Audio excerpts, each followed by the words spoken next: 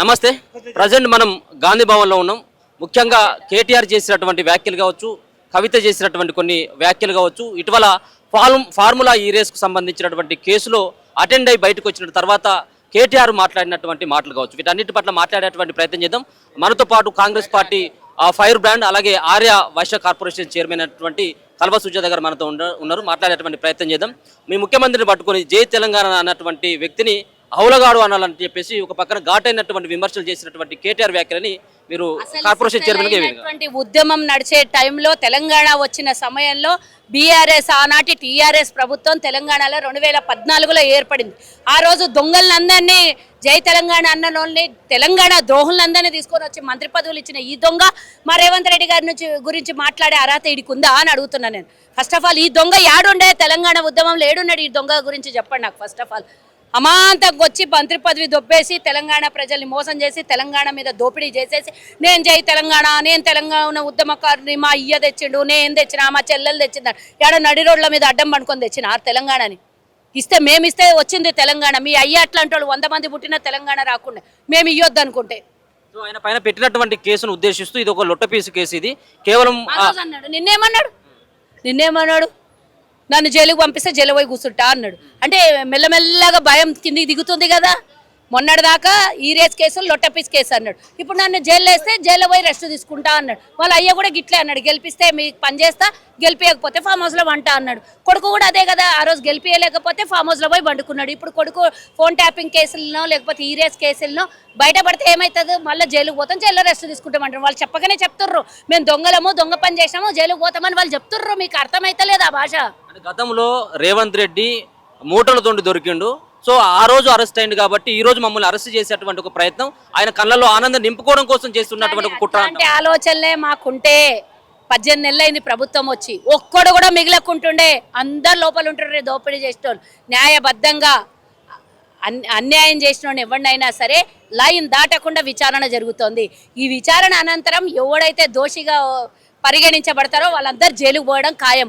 రేవంత్ రెడ్డి గారు నిజంగానే పగబట్టి ప్రతీకారం తీర్చుకొని నిజంగానే వాళ్ళ మీద ఇలాంటివి ఏమన్నా చెయ్యాలి అనుకుంటే వితిన్ ద 24 hours 2023 డిసెంబర్ 4వ తారీఖు ఒక్కడు కూడా బయట ఉండకుండా మొత్తం జైలు నిండిపోతుర్రు ఈ దొంగలందరూ. మేము ఆ విధంగా పోలే, న్యాయ ప్రకారంగా పోతున్నాం. న్యాయస్థానాన్ని నమ్మిన వాళ్ళం. న్యాయం, చట్టం, రాజ్యాంగం పరిధిలో ఉండి మేము పనిచేస్తున్నాం. ఆ లైన్ ఎక్కడ కూడా మా రేవంత్ రెడ్డి గారు దాటలేదు. మీరు ఎన్ని అన్నా కూడా భరించి కామ్గా ప్రజలకు ఇచ్చినటువంటి వాగ్దానాల మీద, ప్రజలకు ఇచ్చినటువంటి మాట మీద, ప్రజల దగ్గర తీసుకున్నటువంటి వాగ్దానాల మీద పనిచేస్తున్నాను తప్పించి ఈ దొంగలని లోపల వేయాలని ఒకే ఒక ఆచారమో అవగాహనో మాకు లేదు.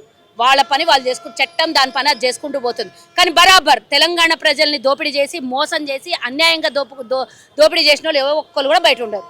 అంటే ఒక పక్కన కవిత కూడా వ్యాఖ్యలు చేస్తా ఉన్నది, మా తండ్రికి కానీ మా అన్నకు కానీ నోటీసులు ఎట్లెట్లు ఇస్తారు, ఇది కక్ష సాధింపు ధోరణిలో కాంగ్రెస్ పార్టీ బీజేపీలు వాళ్ళ దోస్త్ అయినటువంటి ఈడీ నోటీస్ ఇచ్చి జైల్లో పెడితే ఏమనలేదు వాళ్ళని. కానీ నోరు తెరిచి ఒక మాట నన్ను అన్నదా జైలుకు పోయొచ్చి, జైలుకు పోకముందు నా మీద ప్రతీకారం తీర్చుకుంటున్నారు అన్నది. జైలుకు పోయొచ్చినాక బీజేపీలను ఒక్క మాట అన్నది ఇచ్చింది ఆమె. గజ్జప్పండి వాళ్ళిద్దరు దోస్తాని మా గురించి ఏం మాట్లాడుతుంది ఆమెకు మాట్లాడే నైతిక విలువ లేదు. తండ్రి దగ్గర పోతే తండ్రి మొహం చాటేస్తున్నాడు. కొడుకే అన్ననేమో నాకే ఇయ్యాలి, చెల్లెలు నిలగొట్టాలి అన్నాడు. మొన్న ఫోన్ సిగ్గుపడాలి కవిత అసలు ఆ మాట మాట్లాడు. అభద్రత పాలయ్యి నా ఫోన్ కూడా ట్యాపింగ్ చేసిండు. మా అన్న దుర్మార్గుడు అని బయటకు వచ్చి చెప్పాల్సింది పోయి రేవంత్ రెడ్డి మీద, మా ప్రభుత్వం మీద మాట్లాడుతుంది ఆమె. ఒక పక్కన మీ ఎమ్మెల్యేలు కూడా రోడ్ల మీద తిరిగేటువంటి పరిస్థితి లేదు.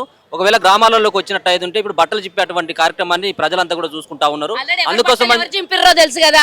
2023లో ఎవరు జింపిర్రు, పార్లమెంట్ ఎలక్షన్లో ఎవరు జింపిర్రు, ఎమ్మెల్సీ ఎలక్షన్లో ఎవరు బట్టలు ఎవరు జింపిర్రో తెలంగాణ ప్రజలు అందరికీ తెలుసు. అంతకు మించి మేము చెప్పాల్సిన అవసరం లేదు. 4 ముక్కల ఆట, 4 స్తంభాల ఆట, పేకాట లాగా నడుస్తున్న వాళ్ళ కుటుంబాన్ని ప్రజలు ఈరోజు ఆల్రెడీ చీకొట్టి మూలకు పడేసిర్రు. చీపిరి కన్నా అధ్వానంగా చూస్తారు. చీపిరన్నా ఇల్లుడువనికి పనికి వస్తుంది, కానీ దొంగలు అంతకన్నా దరిద్రం అని చెప్పి మూలకు పడేసారు. అయినా సిగ్గు శరం లేకుండా ఏదో వాళ్ళ ఉనికిని కాపాడుకోనికి మీడియాలో మేము కూడా బతుకున్నాం ఇంకా అనేది చూపించుకోవడం కోసమే ఇట్లాంటి వ్యాఖ్యలు చేస్తున్నారు. ఏది చేస్తే నీరు గారిపోతుంది. ఆమె ధర్నా చేస్తే బీసీ ధర్నా చేసింది.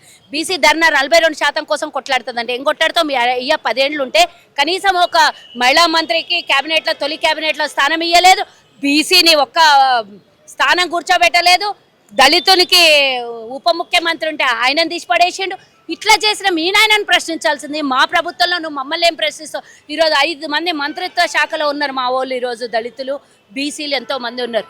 మేము అన్ని విధాల న్యాయం చేస్తున్నాము, అన్ని సక్రమంగా వెళ్ళాలనే మా ప్రయత్నం ఉన్నది. ప్రజలకు ఇచ్చిన మాటలు కాస్త ఆలస్యమైనా ఒక్కొక్కటి తీరుస్తున్నాం. మీరు చేసిన తాకట్లకే, మీరు చేసిన సర్వనాశనాన్నే ఈరోజు ఇస్తరాకులాగా గుడుతున్నాము తెలంగాణను. అయినా సిగ్గుశరం లేదు. మీ నాయనకు అడగాల్సిన ప్రతి మాట మమ్మల్ని అడుగుతావు, మర్చిపోయి మీ నాన్నని ఇండైరెక్ట్ అడుగుతున్నావేమో. మీ నాయన అందుకే సిగ్గుతో బయటికి వెళ్తలేమో అనిపిస్తుంది. 42% గురించి కొట్లాడుతా అంటే నాయన నువ్వు ఇయ్యలేదు, నిన్ను నేను డైరెక్ట్ అటాక్ చేయలేను కాబట్టి కాంగ్రెస్ ఇచ్చింది, నేను ఇండైరెక్ట్లీ నిన్నే తిడుతున్నా అంటుందేమో.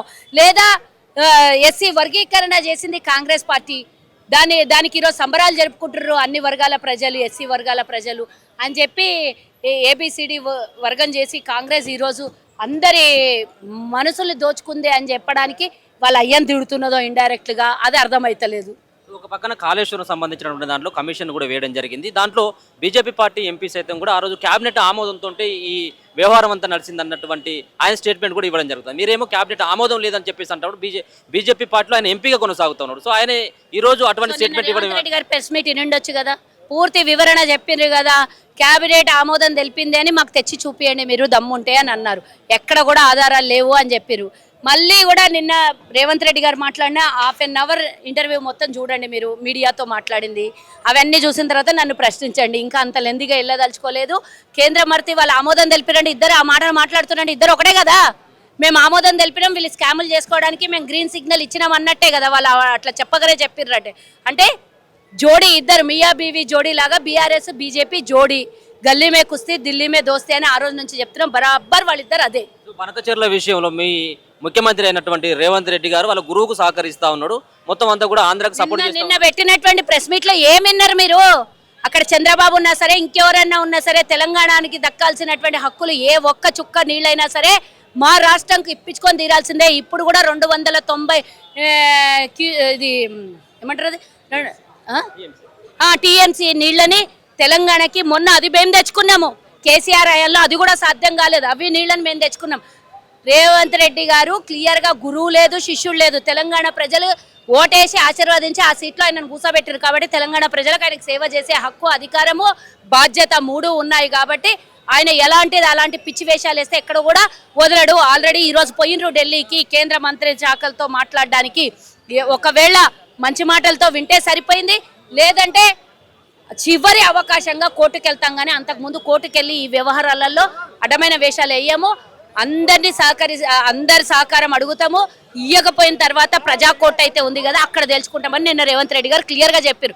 ఈ సూటి సమాధానంకి రేవంత్ రెడ్డి గారు గురువుకు సహకరిస్తున్నారనే మాట వాళ్ళ నోట్లో ఎట్లా వస్తుందో సిగ్గు తప్పిన వాళ్ళు అంటున్నాను నేను. చివరిగా కల్వకుంట్ల కవిత మొత్తానికి రైలు రోకో నిర్వహిస్తుందట. రైలు రోకో ఆమె ఢిల్లీ వేదికగా మీరు ఏదైతే బీసీ బిల్లు అక్కడికి పంపడం జరిగిందో, ఒక పక్కన బీజేపీ డ్రామాలు ఆడుతా ఉంది, కాంగ్రెస్ పార్టీ కూడా డ్రామాలు ఆడుతా ఉంది. 33% రిజర్వేషన్ వాళ్ళు తప్పక ఏదో అనౌన్స్ చేసి ఎన్నికల ముందు బీజేపీ వాళ్ళు అనౌన్స్ చేస్తే అది నా వల్లనే వచ్చింది అన్నది. ఈ రోజేమో 42% రిజర్వేషన్ కోసం గిడ కూర్చొని నేను ఒత్తిడి తెస్తేనే కాంగ్రెస్ ప్రకటించింది అన్నది. ఈ రోజు పోయి రైలు రోకో చేస్తే వీళ్ళకి ఒక ఎంపీ ఉన్నాడా, లేకపోతే వీళ్ళు ఏమన్నా రాష్ట్రాల అధికారంలో ఉన్నారా? వీళ్ళ మాట ఎవడన్నా వింటాడా? వీళ్ళు ఆల్రెడీ ఉట్టిగా తూతూ మంత్రంగా చెయ్యాలి అనేది చేసి చూపిస్తున్నారు. మేము బీజేపీ ఒకటి కాదని ప్రజల ముందు డ్రామా చేస్తారు. ఆ డ్రామాలతో వచ్చేది లేదు, ఒరిగేది లేదు.